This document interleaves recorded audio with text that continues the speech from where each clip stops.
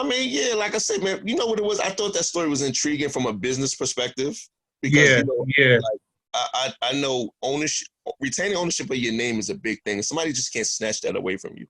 Yeah. Especially if you started it. But once he broke down, like once like you do kind of give up some of that benefit once you put somebody else down as an LLC co-signer with you. Because if you default on anything at that point, it automatically goes to that next person. Okay. And that's probably how they were able to leverage the court the way they did when they went and put their name as the copyright owners of Loyalty Over Money. You know what I mean? Yeah, because I ain't even found that where, like, when I seen that whole Nigel Bennett versus LOM, I'm like, what? Yeah, that's probably right. And like I said, he admitted that was a mistake, allowing dude to sign his name there. You know what I mean? Yeah. Because I would have never did that shit. Fuck out of here. I got all my shit on my own. Like I don't put my name on me personally. That's just me. I don't like doing that. I don't like. We could have separate agreements, even if it's for the same name, but I'm not putting it on the same paper because shit becomes dicey when you do decide to go to court. You know what I mean? Yeah. The first thing the court is going to do. That's one of the reasons, like, I'm grateful, like, a lot of this, like, everything we do is just so easy because it's like we got a common goal for whatever we're doing, and then our communication is just, like, easy. Like, we can always call, text each other, like, whatever it is. I think me and you were meant to work with each other because I don't think there's two other people in the world that could fuck with us. Like, we're just two assholes, and it wouldn't work with nobody else.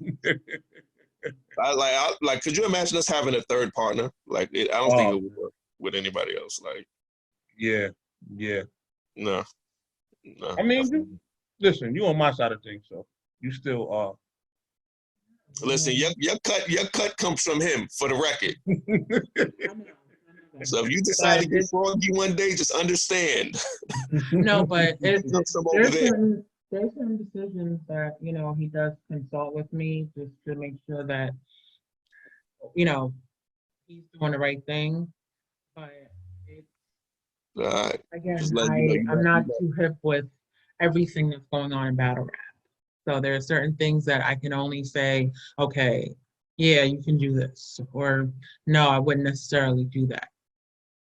But other than that, I just try to keep myself out of. Yeah, she don't be aware of half my antics, like half the bullshit that be going on. I mean, I see certain things that you post online. Yeah, but you won't see it until it pops up on your newsfeed. Like, I just be on go. Well, speaking of answer, well, fuck it. We got some. I don't know if Hollow's coming back. Fuck, let's get into a subject matter, man. What was going on with you in the whole Boom situation? I seen you going off for like the past day. Well, you spent one day really going off on the nigga. What happened with that? Nah, he did the interview on 15 Minutes of Fame, and he was throwing subliminal shots. Okay. Like, you know, and it was nothing major, but I respect you more if you say my name. You like, oh, these corny league on the blog niggas. I ain't gonna even say his name. Fuck that nigga. Oh, word? Okay.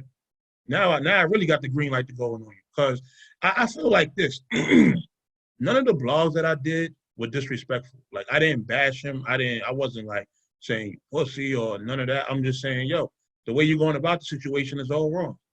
Like, you need to do better in handling this. You feel me? But I don't understand why we're still like still no paperwork, right? Nope. So I don't understand why we're still doing more talking. Like, you understand what I'm saying? Like, the only thing that could clear this up at this point is your paperwork. There's nothing else to talk about. So I don't even understand. Like, I didn't even watch that shit because for what? Like, you know what I mean? Like, listen, man, there's a whole bunch more tap dancing. That's all he was doing, dancing around? Yeah, like more excuses. He didn't know to keep his paperwork, but then his cousin that's still locked up told him, yeah, next time you get locked up, keep your paperwork. Then he's saying, he went to the court. Then the court sent him to the lawyer's office. The lawyer sent him to the precinct, and his lawyer office is only open Monday and Fridays. And like, what are you talking about? Every courthouse you go to has an office of public record. Mm-hmm. Every courthouse, every criminal. Let me clear that up. Every criminal courthouse you go to, within that courthouse, there's an office of public record. Yeah. Now, I don't know exactly the days and times for Jersey, exactly when they're open and when they're not open, but I know it exists. It is there. because that's where lawyers and DAs and fucking private investigators, that's where they all go to get their documents. Yep. So there's no way, once again. There's information online along with that. It may I'm not not be going to stretch it that far. I don't know how the online portion works. What I am saying is, there's no way you can walk into a criminal courthouse and nobody there can tell you where to go get your court documents from. Yeah. You understand what I'm saying? Now, like, especially your own personal joints, like. Right. You understand what I'm saying? Now, whether that office, he would have just been better off saying the office was closed at the time. That would make more sense. Something. But to say you went to the courthouse and they sent you somewhere else, my nigga. Like, really? Like, I don't get how it's the court to the lawyer and then the lawyer to the precinct.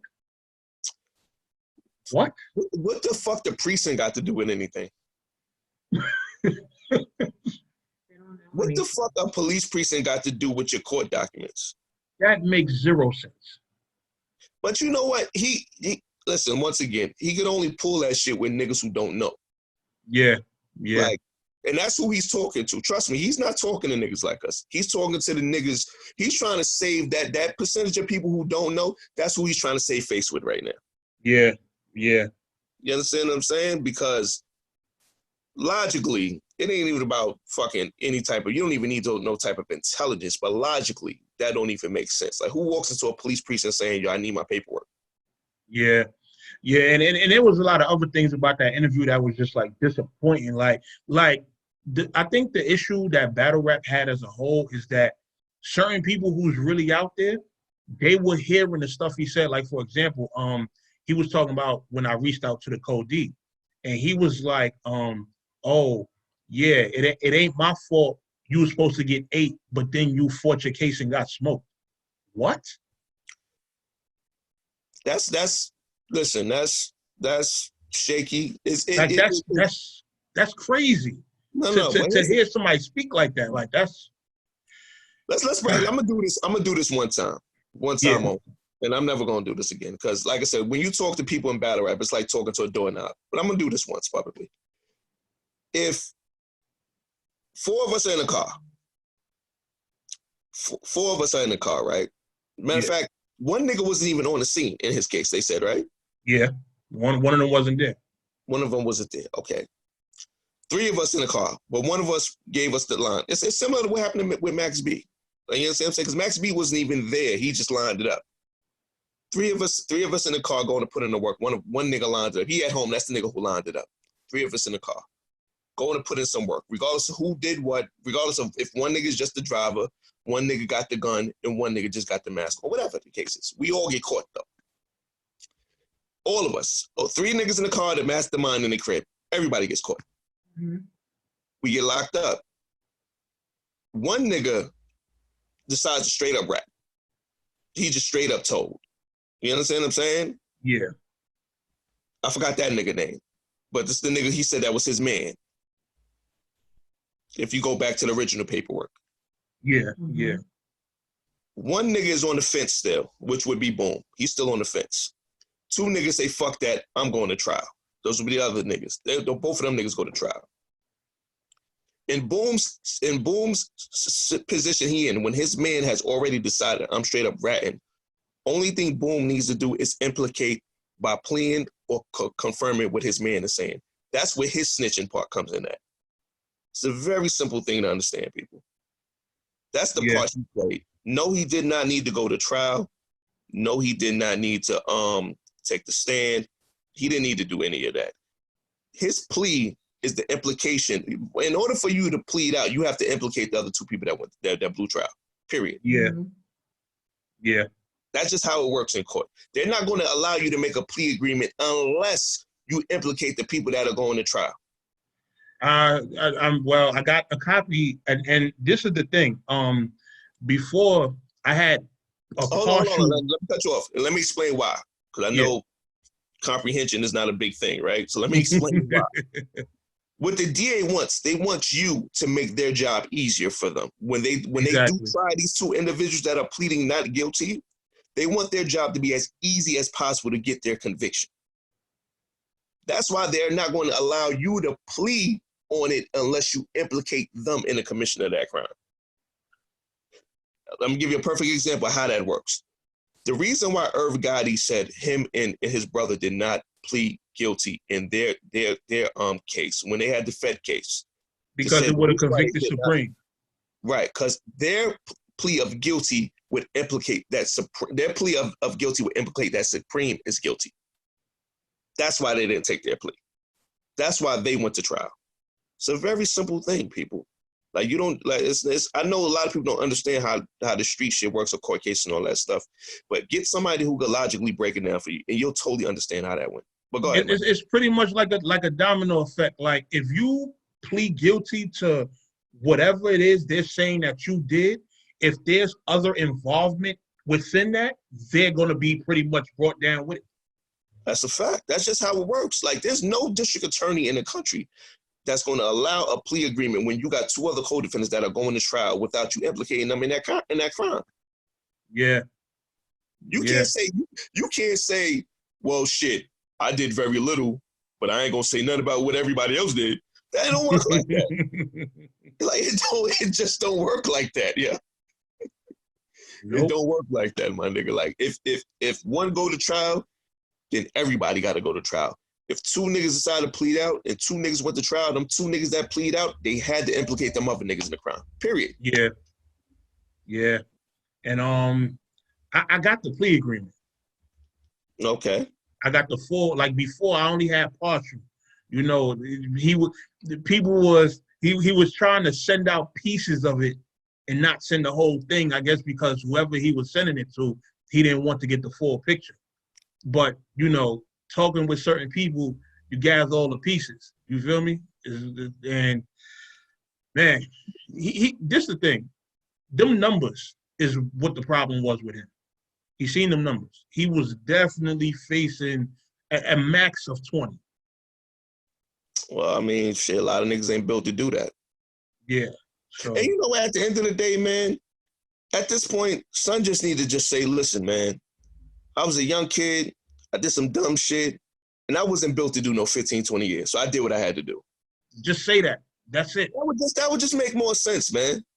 Because all this other shit this boy is saying, don't, like, nigga, like, you got to take that shit somewhere else, man. Like I said, man, he couldn't pull that story on my block. I want him to take that story to 149th and Southern Boulevard in the Bronx. Oh, man. Or take that shit to fucking Randall and Castle Hill Avenue. Or take that shit to 225th and White Plains Road. Like, take that shit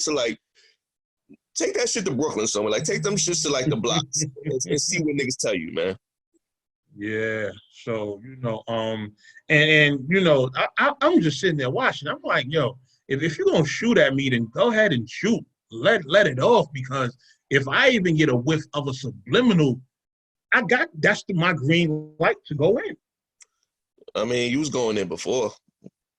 Of course, but you know what it is? His man's was making it worse. All his little flunkies jumping out the window. I mean, like I said, but look at them niggas. You know what I mean? So, what you expect? You know what I mean? Like, it ain't like it's like fucking solid niggas coming to the rescue. I mean, look at the niggas he got talking for him. So, not at all. Not at all.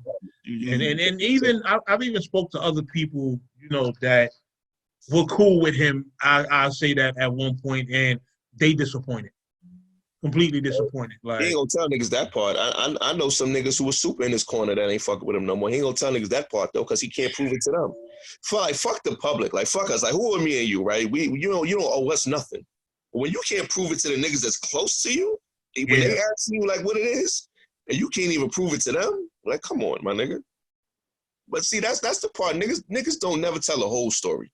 Niggas only tell the parts that benefit, you know, their agenda. You know what I mean? Like, if you don't tell it, my nigga, tell it all, yo. Like, don't tell the parts that just sound good. And I don't know, like I said, he just come off like a kid that just like he just like come off like a young dumb nigga to me, honestly.